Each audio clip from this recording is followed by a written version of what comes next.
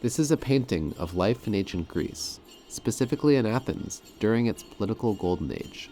Its male citizens enjoyed, for the first time in the history of a state, near total control over their own political lives. They called their form of government demokratia. Demos in Greek means people. Kratos means power to do things, which people usually translate as rule. Together, you have demokratia, the rule of the people. After the fall of Athens, the word democracy wouldn't be linked to another state for more than 2,000 years upon the founding of the United States of America. But the United States created a very different form of democracy that, to many, isn't democratic at all. This video is going to explore these two democracies. We're going to talk about where they came from, what their ideas were, how they're democratic, and also how they're undemocratic. At the end, we're going to circle out and ask if the word democracy is appropriate for either society. So this video is designed to give you a better grasp on the concept of democracy and also how it relates to both societies. So that's the plan, and we're going to begin by looking at Greece.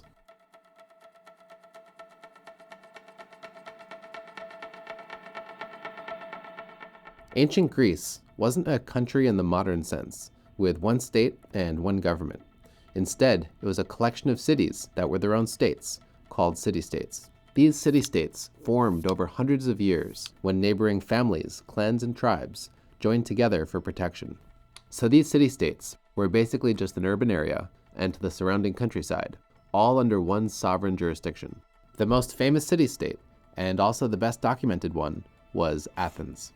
In 507 BC, the Athenians adopted a system of popular government that lasted nearly 2 centuries, with a brief interruption in 404 BC, when Athens lost to Sparta at the end of the Peloponnesian War. The classical Athenian democracy permanently ended in 321 BC, when Athens was defeated and subjugated by another powerful neighbor, Macedonia. The invention of democracy didn't happen in a vacuum. If you look at the position of Greece on a map, and consider the prominent civilizations at the time, like the Persians, the Egyptians, and the Phoenicians, you can see how it was positioned to be a sort of focal point among the flourishing civilizations at the time, as they interacted, traded, and even fought with one another. So from that came a sort of swirling mixture of genes, cultures, and challenges that shaped Greek civilization and culture. A similar phenomenon continued throughout the Athenian Golden Age, which made Athens a remarkably alive city in its time. It's hard to definitively say more precisely how it happened, since we're talking about ancient history here. But one thing that came to distinguish this flourishing Greek culture was its respect for wisdom. So the Greeks respected wisdom, similarly to how 19th century Americans respected capitalistic enterprise. So the Greeks made their sages into heroes, and had popular sayings, like wisdom should be cherished as a means of traveling from youth to old age, for it is more lasting than any other possession. In particular, they were interested in practical wisdom, wisdom that you could make function actively in the world. The Greeks' focus on practical intellectual pursuits led them to develop a new philosophy of rule. You could ask the question of any society, who rules, or where's the highest political authority? The answer to that question for most of history was a person, like a king or a pharaoh. But to the Greeks, these were barbarians. They weren't free, thinking people. The Greeks instead answered the question with law. That, on one hand, was thought to free people. It was thought that getting everyone in society, including its leaders, to be subject to the law, gave people a certain amount of protection in their lives from arbitrary uses of power. It was also thought to have a civilizing effect on people. It was thought that getting people to follow the law made people more driven by reason, and less driven by emotional impulses. Here's how Aristotle put it. Just as man is the best of the animals when completed, which here basically means living in a Greek city-state, when separated from law and adjudication, he is the worst of all. So the Greeks believed that they could civilize all of society, including its leaders, by making everyone in that society subject to the law. So that concept is called rule of law. You don't have to be a democracy to have rule of law. You can have a king, for example, who's also subject to the law. But it's a fundamental aspect of Athenian democracy, as well as American democracy. It's also thought to be a necessary component of democracy more generally. If you think about it, you probably won't be able to rotate out unwanted people by election who are holding office. if those people in office are not subject to the law. So rule of law is understood to be a Western idea because the ancient Greeks are understood to be the people who discovered it. Again, we're talking about ancient history here, and the further we go back in time, the less sure we can be about what we know. So we can't say definitively that the Athenians are the ones who invented rule of law, but we are pretty confident that it was a Greek invention, and it certainly paved the way for the Athenian democracy that followed. Another major conceptual development that led to democracy is captured in the Greek word isonomia, which translates to equality for all under the law. So you can think of democracy as a manifested expression of isonomia, an expression of political equality in a state with rule of law. But how did this come about? How did this become a thing? For one, rule of law is naturally somewhat equalizing. It brings people of all classes politically closer together. It's humbling towards those at the top and elevating towards those at the bottom. So once you have rule of law, calls for political equality might not be far behind. But we think the main reason why political equality emerged as a popular concept in Greece, and in its most extreme form in Athens, boils down to Greek military culture. In Greek culture, battle and conquest were glorified. The warriors who won battles brought honor and prestige onto themselves, since armies were needed to defend every city-state against potentially larger opponents. Far more people served in the military than we're used to now. For example, even aristocrats might serve as cavalry, since they were wealthy enough to own horses and the land that was needed to support them. If the cavalry prominently served in a battle and won, they'd bring glory onto themselves, and with that, power.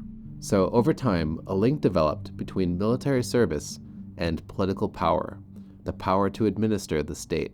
So that made the composition of armies in ancient Greece inherently political. The types of people serving in armies were positioned to win power. Athenian citizens were the ones who democratically capitalized on that. If you think about Greece, it's notably characterized by islands and the Aegean Sea. You can think of the Aegean Sea as the heart of Greece. Athens became unique in Greece when it used wealth from a silver mine it controlled to take advantage of the Aegean Sea. Between 507 and 480 BCE, they built up a powerful navy. It was the greatest navy the Greek world had ever seen.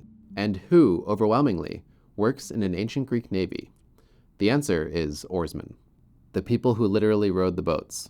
So you might see where I'm going with this. The next question should be, what type of person worked as an oarsman in this ancient Athenian navy? The answer was poor Greek men. The Greek word for them was thetes. We don't know how many thetes there were living in ancient Athens, but there were presumably quite a lot of them. Athenian literature sometimes refers to them as the masses. Athens also had a land army that was more standard for the time, consisting mostly of hoplites. Hoplites were heavy infantry.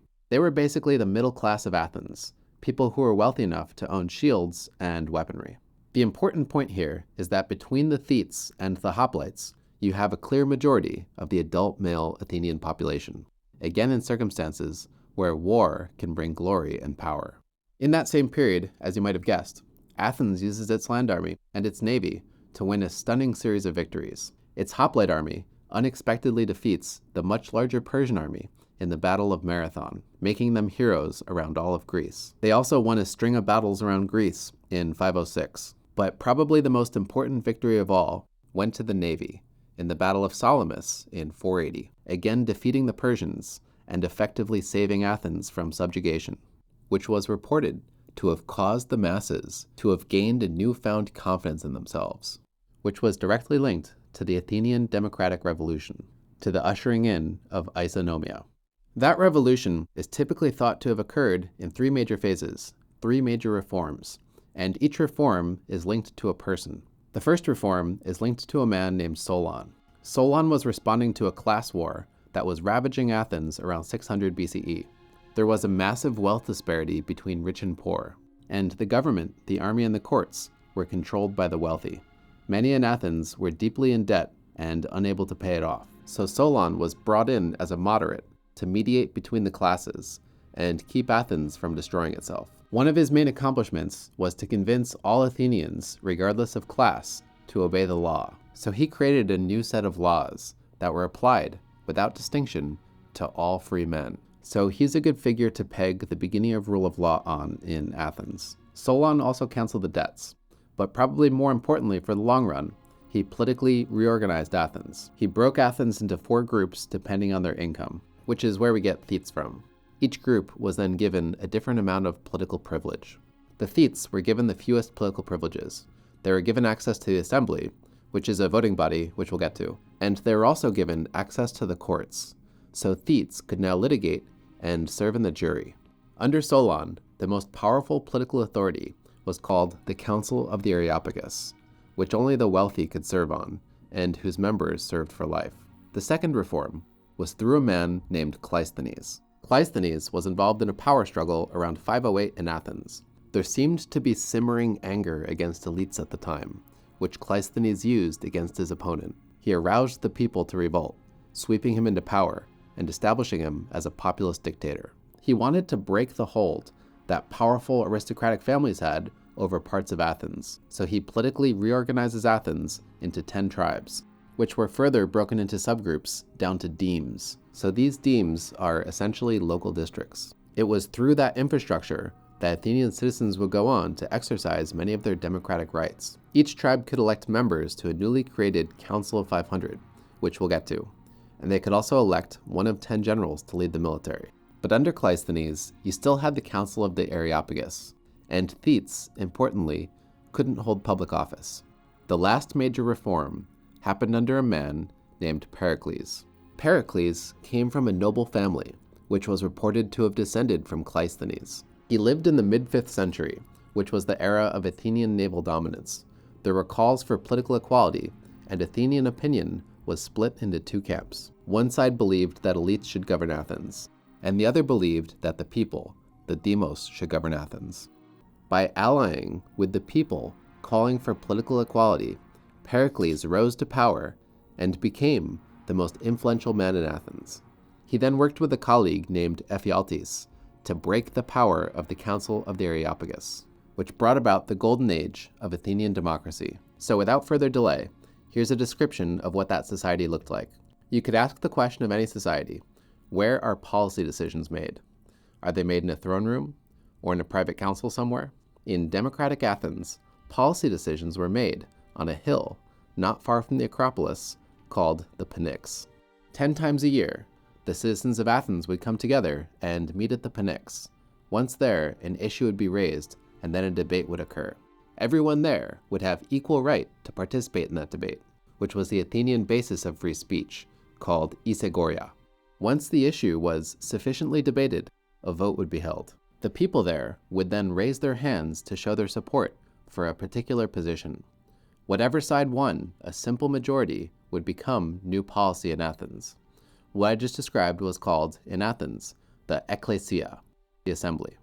The issues raised in the assembly were prepared by the Council of 500, whose members were chosen randomly from the public by lot.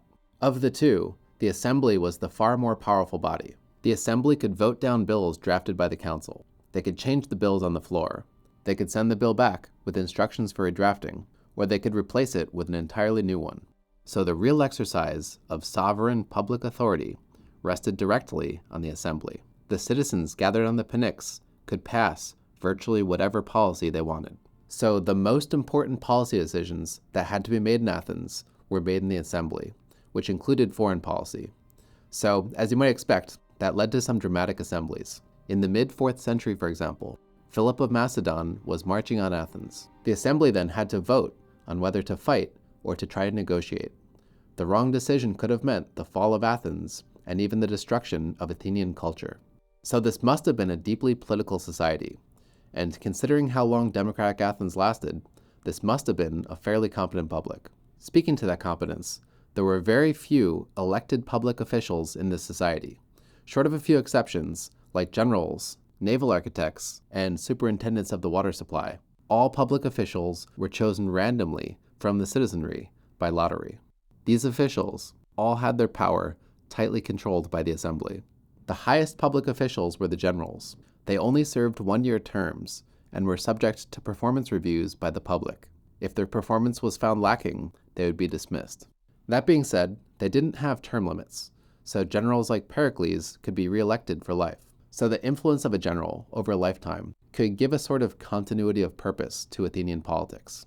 But all generals, including Pericles, had no formal power outside of the military.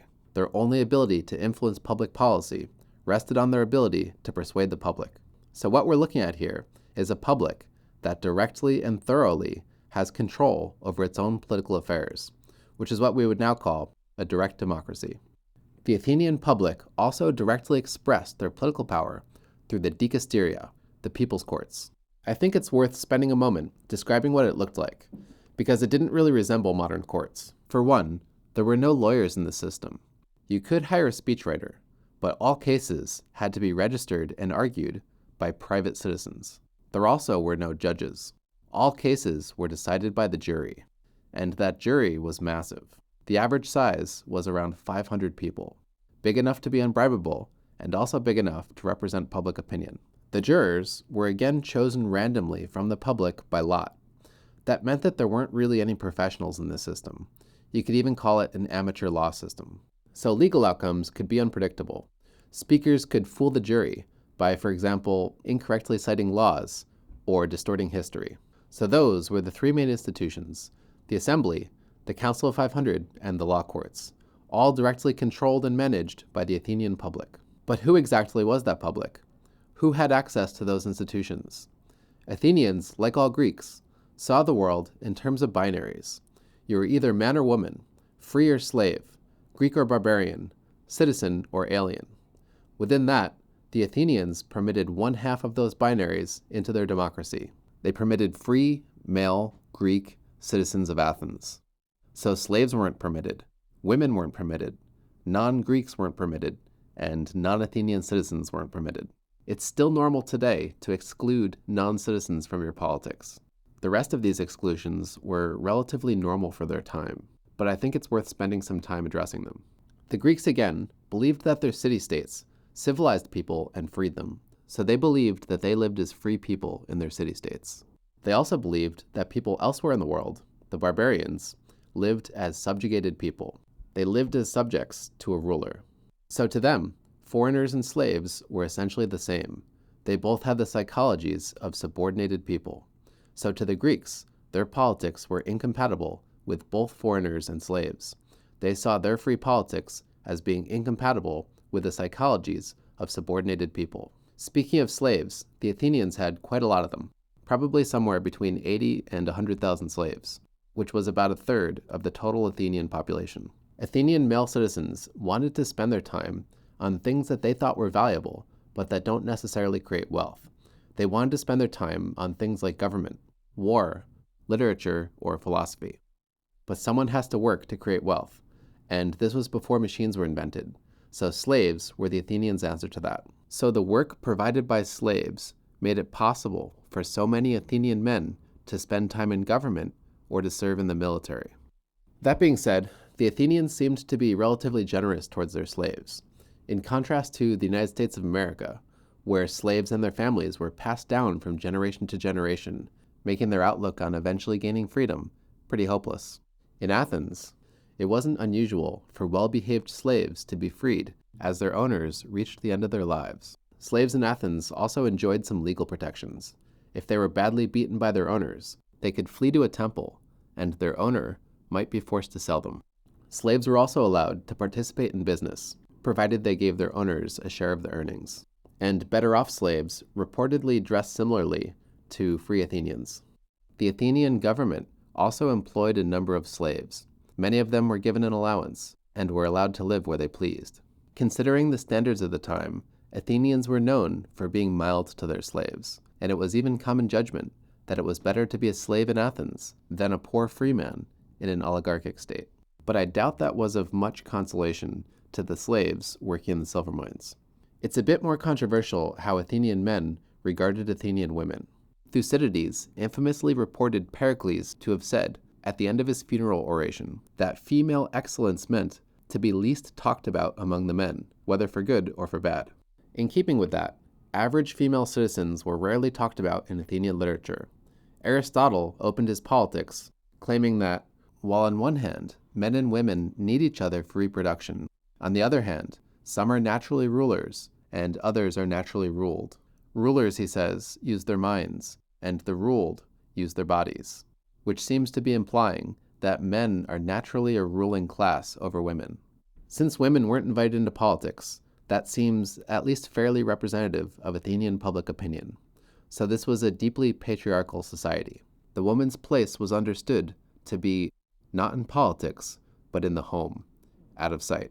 As probably the strongest piece of evidence for that, we don't even know the name of Pericles' wife. That being said, not all male citizens were always allowed into their democracy. Under Cleisthenes, a procedure was introduced that allowed the Athenian public to banish someone from their society. The procedure was called an ostracism. If 6,000 people in the assembly voted in an ostracism, then the person with the most names would be forced to leave Athens for 10 years. So that's something that happened to high-profile people, typically disgraced politicians, and presumably during tense times, considering how many votes needed to be cast. So ostracisms probably worked to relieve domestic pressures. If someone was causing a lot of trouble in Athens and the Athenian public wanted them gone, they had the means to do it. I think it's worth reflecting on that process and what it seems to say about Athenian society. When the Athenians wanted someone gone, they didn't kill them and they didn't throw them in jail, never to be seen again. Instead, they just forced them to leave for 10 years, and after that 10 years, they'd be allowed to come back. So it was a fundamentally peaceful process, and I think a civil one. That being said, there is some evidence of fraud during those ostracisms, so the process might have sometimes been manipulated.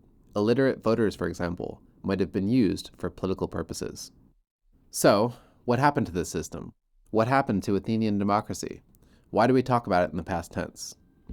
Well, democracy in Athens became expensive. The assembly voted to institute pay for more and more public positions, namely in the military and the jury. Money for those positions had to come from somewhere, and Athens found the answer in empire. So democracy in Athens came to depend on empire. They increasingly stretched their power over the rest of Greece.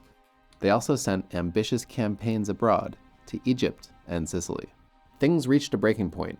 Sentiment in Greece turned against the Athenians. Resistance to Athenian policy came from nearly every state in Greece. The viability of democracy was also an open question in Athenian time. It was notably rejected by aristocrats and the upper class.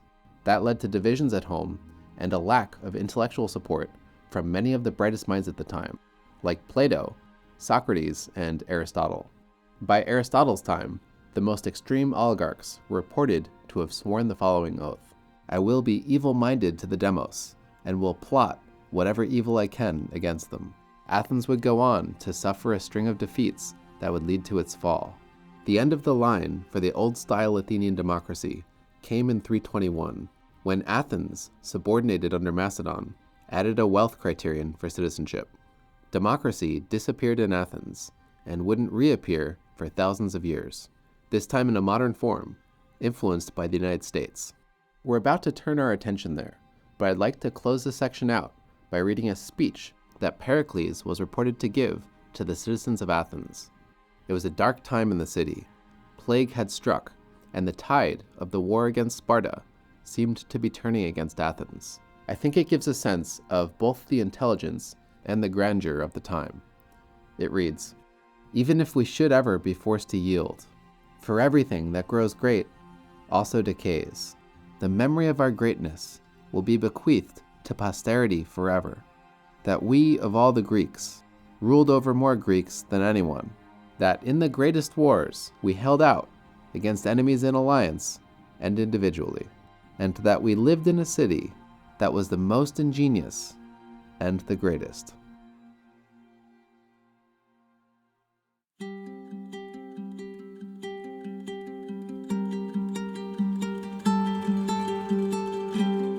We see the wisdom of Solon's remark that no more good must be attempted than the nation can bear. Thomas Jefferson, corresponding with Walter Jones, 1801. If you think about it, democracy in Athens, as told by its literature, manifested itself as a class struggle, a struggle between the many and the few. Democracy was implemented when the many won that struggle and took control of politics. But the few always resented the many. Democracy in Athens ended with the few reclaiming power and the many losing it. Democracy in America, by contrast, manifested itself as less of a class struggle and more of a moderate compromise, probably most powerfully embodied in the philosophy of James Madison, the principal framer of the Constitution. For that to make sense, we need some context. I think the best place to start is to look at the state of democracy before the founding of the United States. In the mid-1700s, ancient Greece was thousands of years in the rearview mirror of history. Available literature at the time was limited, so people's understandings of ancient Greece at the time were also accordingly limited. So that meant that even though they created what's considered the first modern democratic nation, only a few of the US founders were at all familiar with ancient Greek history or political thought. What little they knew mostly came from only two sources, Thucydides and the biographer Plutarch, with Plutarch being probably by far the bigger source. That translated into the founders not showing much interest in ancient Athens. They mentioned it sparingly, and typically in a passing fashion. But there was an ancient society that they were more interested in. Intellectuals at the time, in both America and Europe, showed far more interest in classical Rome and the concept of republicanism that's associated with its society before Caesar. That meant that leading up to the revolution, there were two main political philosophies on the table, republicanism and monarchism. So it was republicanism that ended up replacing monarchism. There's a few things to say about that. For one, the concept of republicanism wasn't precisely understood at the time. For example, Alexander Hamilton said that it was used in a variety of senses. And John Adams said, even after the founding, that he never understood what it was and thought that no man ever did or will. To further confuse things, the words republic and democracy were so closely associated in the minds of the colonists that they are often used synonymously. We have an understanding now that the word republic is different because it refers to a representative government, but that distinction had only barely begun to exist at the time. It was apparently invented in 1787 for polemical purposes by James Madison, who argued that pure democracies have a small number of citizens who assemble and administer the government in person, while republics have a scheme of representation. But that was a distinction with no basis in prior history. Pretty much all of the earlier republics, including Rome, fit into Madison's definition of a democracy. So throughout history, and throughout 18th century America, the words democracy and republic were used interchangeably. They didn't refer to different types of popular government, and instead reflected differences in language. Democracy came from Greek, the rule of the people, and republic came from Latin. Res publicas meant thing of the people. So that was a lot of mental work to basically bring us back to square one. The American founders were setting out to transform America from a monarchy into a republic, but the words republic and democracy were interchangeable at the time. So they were setting out to do something that was closer to the spirit of classical Athens than you might think. Even though understandings of republicanism were messy at the time, there was still a clear enough idea of what it was. As a historian at the time put it, you can think of it as the difference between subjects and citizens. Citizens lived in republics, while subjects lived in monarchies. To be a subject is to be under the rule of another, while to be a citizen means to be a unit in a mass of free people who collectively possess sovereignty. I'm basically describing democratic Athens here, but as you're probably aware, American democracy only partially resembles Athenian democracy, so there's more to the picture here than the American people simply collectively owning sovereignty. I think the best way to explain the particular character of American democracy is to break the story of the creation of American democracy down into two storylines. The first storyline is similar enough to the Athenian one. That's the story of rejecting authoritarian power and spreading the ideas of freedom and equality under the law. Basically the spreading of isonomia in America. Even before the revolution, Americans didn't feel close to the English monarchy. It felt to them like an extraneous overlaid power, too far across the ocean for its majesty to be felt. They also felt tired of the system it was based in, which was a system of patronage, which is a system where your connection and loyalty to others determines your prospects in life, including your prospects in politics. Americans over time came to see patronage in starkly negative terms. They came to see it as a form of dependency on the authorities above you. And it became patriotic to free yourself from these dependent connections and influences. There was also, importantly, a sort of proto-industrialization happening at the time, as huge numbers of farmers and artisans started to take up manufacturing and trading. Average Americans were becoming noticeably wealthier, and were even starting to engage in luxury. This was a new concept, the idea that anyone could work and become wealthy. Work before then had been thought of as something that you necessarily had to do for bare survival. Basically, the poor worked and stayed poor. So the colonists were enthusiastic about what was happening to them, and were simultaneously worried about the possibility of losing their newfound wealth. They saw themselves as being especially vulnerable to the English monarchy. So that led to the development of a new Republican philosophy of property. Americans came to see property as something that makes people equally free and independent. Property became people's source of personal authority. They thought that anyone could work to own property, and owning it could protect you from the outside world. So as these ideas came together, Americans came to reject monarchism and the old set of values that were associated with it, like loyalty, order, stability, and hierarchies. And they came to support republicanism and the new set of values associated with that: liberty, equality, and independence. A veneration of property came along with it, since property was thought to make independence possible. Equality, in particular, became a rallying call for those seeking to challenge authority and superiority. By equality, they mostly meant equality of opportunity.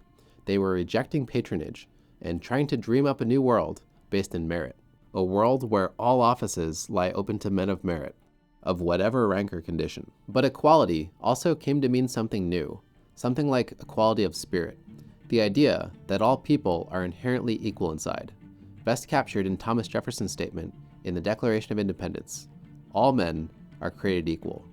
That was the radical opposite of monarchy. From here, the storyline's familiar. The Americans declared independence, fought a war with England, and won it.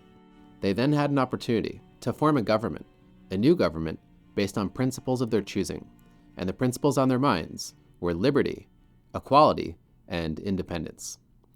We can call that the end of storyline 1. You can associate it with thinkers like Thomas Paine and Thomas Jefferson. But we still have storyline 2. You can associate this one with John Adams, James Madison, and Alexander Hamilton. This storyline is a storyline about skepticism towards republicanism and democracy. Part of that skepticism began pretty much right away. The Declaration had barely been signed when some of the revolutionary leaders began expressing doubts about the republican virtue of the American people. There were new popular leaders emerging who were far less educated and far less broad-minded than many of the revolutionary leaders had expected. These new leaders promoted their own local selfish interests at the expense of what the founders saw as the public good. Shays' rebellion in 1786 likely made things worse, when thousands put up armed resistance to paying debt and taxes, which ended in an attempt to overthrow the standing government. Something that added to their skepticism of democracy was their philosophy of the nature of power. They believed that concentrations of power were dangerous, and that it had the tendency to grow out of control if unchecked. For example, George Mason said, "From the nature of man, we may be sure that those who have power in their hands will always, when they can, increase it." That extended towards the public. They believed if a majority of Americans gained a certain amount of power, they'd use that power to further increase it and oppress everyone else. Here's Hamilton saying it: "Give all power to the many, they will oppress the few." Although, for what it's worth, it worked in reverse. Give all power to the few, they will oppress the many. The reading materials available to the founders at the time also turned their opinions against democracy.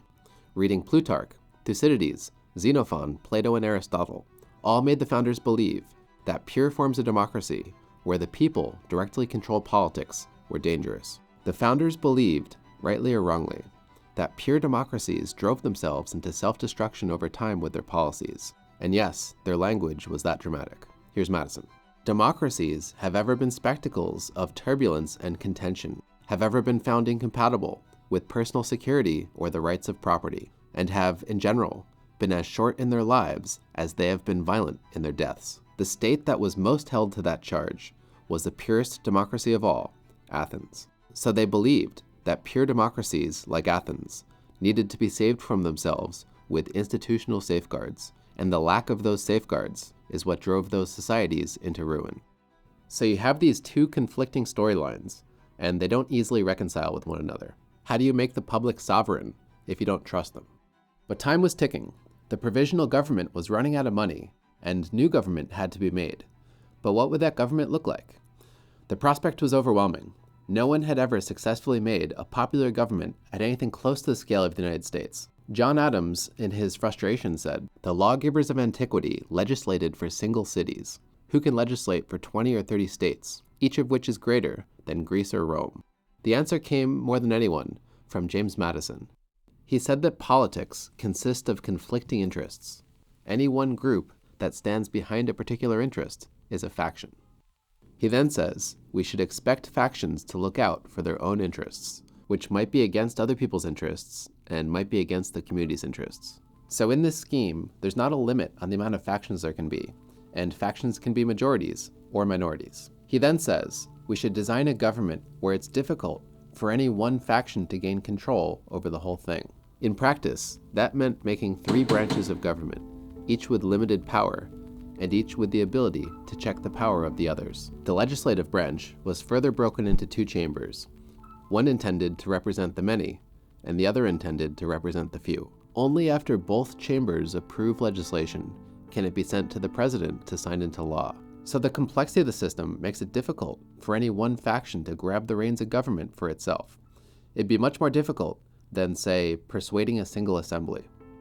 A network of further checks was laid in place either at the time or shortly after, guaranteeing individual rights by law, like property rights or free speech, limits the government's power against citizens, but also limits the majority's ability to use the government against other citizens. An independent judiciary places the highest legal decisions outside of public control. Limiting national power against state power is another one, protecting minority populations in states against national majority populations.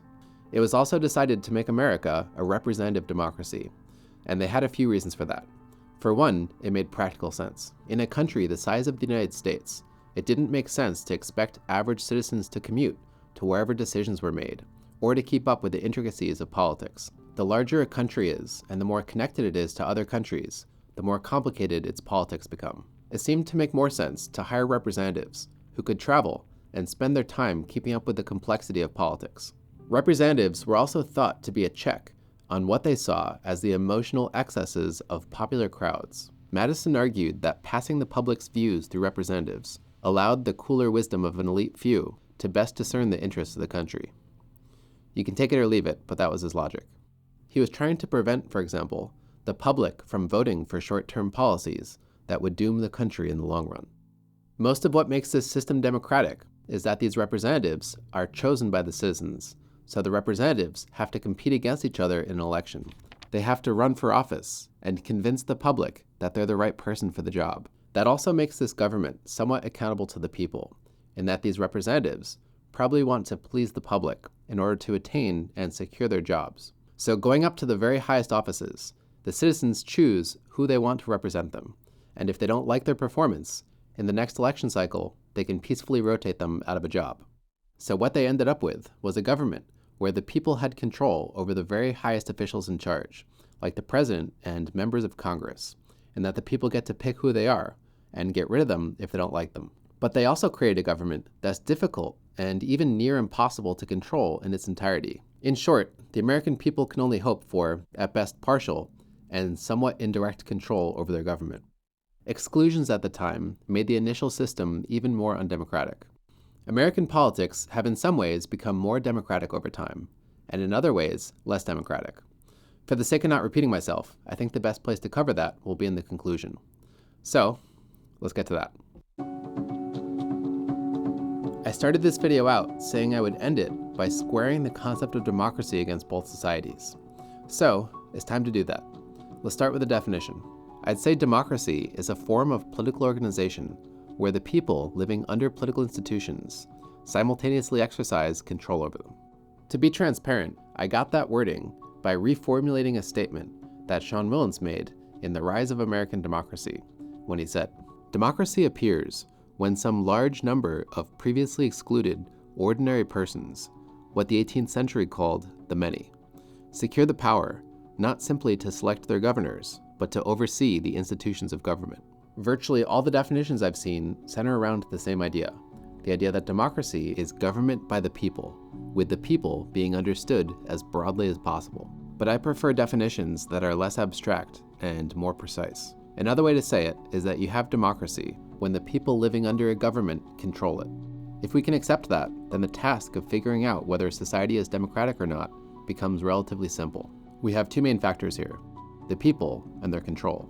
To figure out then how democratic a society is, you have to answer, how broadly realized is this concept of the people? When we're talking about democracy, we're talking about realizing the people in terms of political equality. Are there exclusions? Is there one type of person being privileged over another? That reduces democracy. It makes that society less democratic. The second factor is control. How thorough is the people's control over their institutions? For our purposes today, we're only going to square this against Athens and America, and we're going to start by looking at Athens. The control that Athenian citizens had over their government was incredibly thorough. The citizens directly controlled the three most powerful organs of government: the assembly, the Council of 500, and the law courts.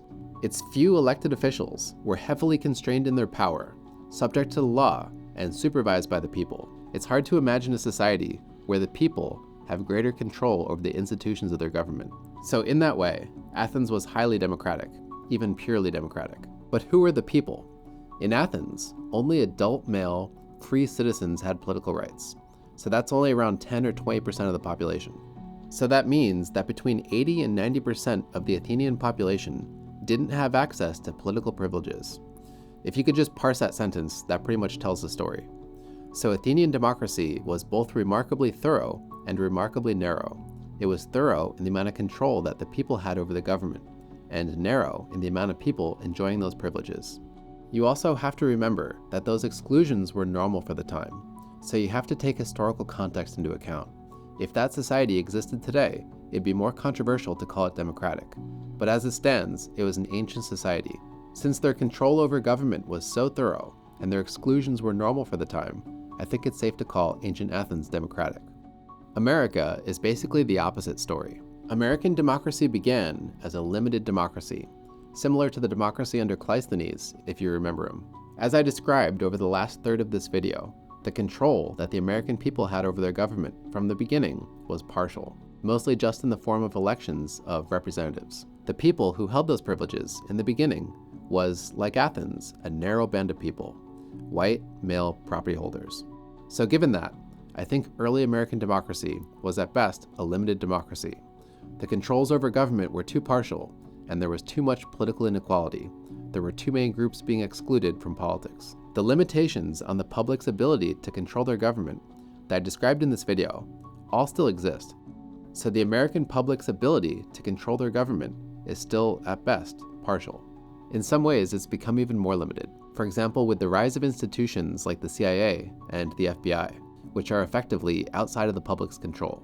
But the scope of people included in American politics has significantly expanded over the last, say, 200 years. Propertyless people, women, and slaves were all seen as dependents in early America, and therefore unworthy of political privileges. After a civil war and a string of civil rights movements, virtually all adult citizens in America now formally have equal political rights. Only a few exclusions still stand, like non-citizens and children and criminals in some circumstances. So the people in America is now realized about as broadly as it's been at anywhere at any time. But their ability to control the government is limited in that it mainly rests on elections. To make a judgment, I think America is a democracy. The ability to hire and dismiss your policymakers and your leaders is a powerful one. It's arguably the most powerful one, short of private citizens directly setting policy themselves. But the power of the public is limited enough to make me roughly agree with the democracy theorist Robert Dahl when he said that he believed that Madison went about as far as it's possible to go while still remaining in the rubric of democracy, which is to say that American institutions are about as undemocratic as they can be while still deserving the name. I think many hear that and automatically condemn the United States. But I think it's important to say, as a last note, that that's not necessarily the case. Democracy isn't a concept that has to be maximized at all times and under all circumstances. It's not self-evident that the more democracy we have, the more fully we're able to realize a democracy, the better off we are. So it could be that more democracy would be good for America, but also maybe not. So think for yourself. That's it for me today. Thank you very much for watching, and goodbye.